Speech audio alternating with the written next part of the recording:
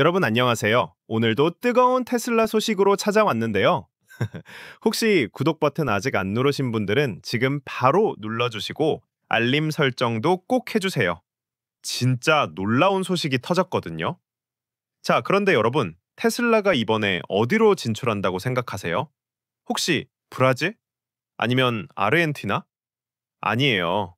완전 예상 밖의 국가로 진출한다는 소식이 들려왔는데 바로 콜롬비아입니다.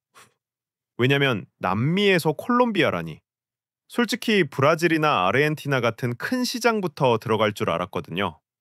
그런데 이게 어떻게 알려졌냐면 테슬라 공식 채용 사이트에 콜롬비아 관련 채용 공고가 여러 개 올라온 거예요. 이거 완전 스포일러잖아요. 테슬라가 공식 발표도 안 했는데 채용 공고로 먼저 들통난 셈이죠. 자, 그럼 어떤 포지션들을 뽑고 있는지 한번 살펴볼까요? 첫 번째로 어소시에이트 셀즈 매니저, 그러니까 판매부 매니저 역할이에요. 이 포지션은 테슬라의 영업팀을 이끌어갈 핵심 인재를 찾는 거죠. 두 번째는 어드바이저인 셀즈 앤 딜리버리인데 이건 영업과 인도 업무를 담당하는 어드바이저들이에요. 고객들이 테슬라를 구매할 때부터 실제로 차량을 받기까지 전 과정을 도와주는 정말 중요한 역할이거든요. 그리고 마지막으로 서비스 테크니션스도 뽑고 있어요. 이건 서비스 기술자들인데 테슬라 차량의 유지 보수와 수리를 담당하는 전문가들이죠. 이 세 가지 포지션을 보면 테슬라가 콜롬비아에서 정말 본격적인 사업을 시작하려고 한다는 걸 알 수 있어요. 더 흥미로운 건 어느 도시에서 이런 직원들을 뽑고 있냐는 건데요. 바로 메델린과 보고타예요.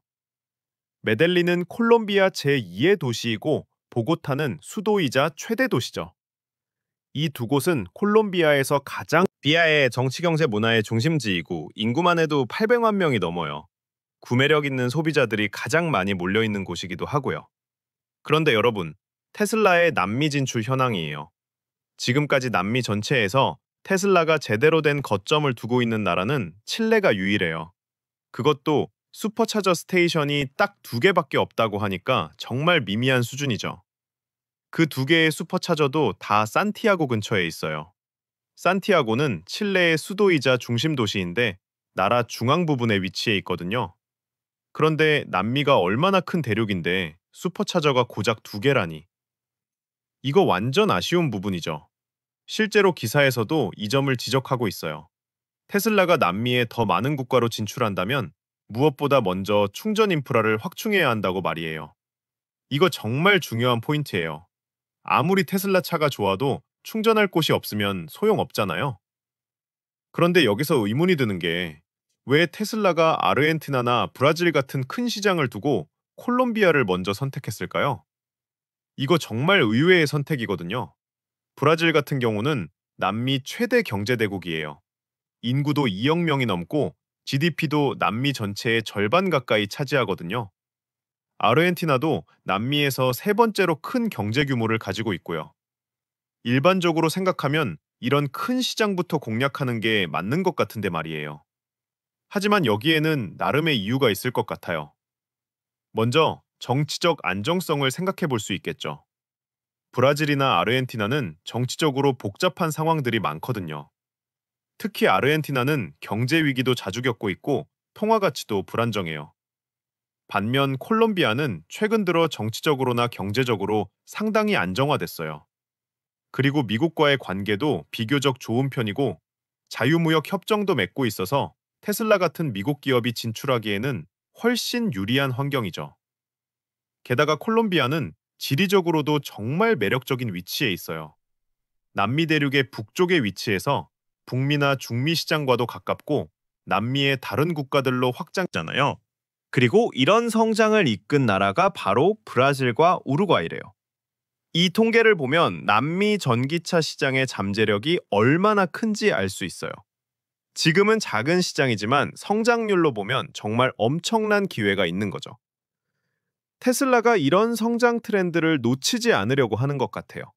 그리고 콜롬비아의 경우 중산층이 계속 확대되고 있어요. 특히 메델린과 보고타 같은 대도시에는 구매력 있는 소비자들이 많이 몰려 있거든요. 이런 소비자들은 환경에 대한 관심도 높고 새로운 기술에도 열려 있어서 테슬라의 타겟 고객층이 될 가능성이 높아요. 재미있는 건 테슬라의 전 세계 진출 전략을 보면 항상 이런 식이었다는 거예요. 처음에는 예상치 못한 시장부터 시작해서 점점 확장해 나가는 방식 말이에요. 예를 들어 아시아 진출할 때도 처음에는 일본이나 중국보다 싱가포르나 홍콩 같은 작은 시장부터 시작했거든요.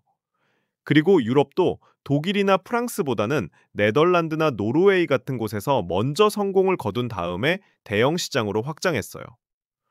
이런 전략의 장점은 작은 시장에서 먼저 노하우를 쌓고 현지 상황에 맞게 비즈니스 모델을 다듬은 다음에 큰 시장으로 진출할 수 있다는 거예요. 위험도 줄이고 성공 확률도 높일 수 있는 거죠. 특히 남미 같은 경우는 각 나라마다 문화나 소비 패턴 규제 환경이 다 달라서 신중하게 접근해야 하거든요. 콜롬비아에서 성공 모델을 만든 다음에 브라질이나 아르헨티나로 확장하는 게 더 현명한 선택일 수도 있어요. 그리고 또 하나 생각해 볼 점은 경쟁 상황이에요.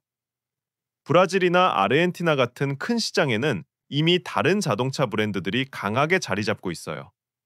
하지만 콜롬비아는 상대적으로 경쟁이 덜 치열하고 프리미엄 전기차 브랜드가 거의 없는 상황이거든요. 이런 상황에서 테슬라가 먼저 진출하면 선점 효과를 누릴 수 있어요. 콜롬비아 소비자들에게 테슬라가 전기차의 대명사로 각인될 수 있는 거죠. 이건 정말 큰 장점이에요. 물론 도전 과제도 많아요. 가장 큰 문제는 역시 충전 인프라예요. 콜롬비아에는 아직 테슬라 슈퍼차저가 하나도 없거든요. 그럴 것 같아요. 또 다른 과제는 가격 경쟁력이에요. 콜롬비아의 소득 수준은 아직 선진국에 비해서는 낮은 편이거든요. 테슬라의 고가 전략이 얼마나 통할지는 지켜봐야 할 것 같아요. 하지만 메델린이나 보고타의 부유층들은 충분히 구매할 만한 경제력을 갖고 있으니까 초기에는 이들을 타겟으로 시작할 것 같아요. 그리고 서비스 네트워크 구축도 중요한 과제예요. 테슬라 차를 사더라도 AS를 제대로 받을 수 없다면 고객들이 불안해할 수밖에 없거든요. 그런 면에서 서비스 테크니션스를 뽑고 있다는 건 정말 긍정적인 신호예요. 테슬라가 단순히 차만 팔고 끝내는 게 아니라 제대로 된 서비스까지 제공하려고 한다는 거니까요.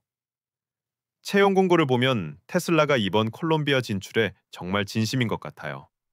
아소시에이트 세일스 매니저부터 서비스 테크니션스까지, 판매에서 서비스까지 전 영역을 커버할 수 있는 인력을 뽑고 있거든요.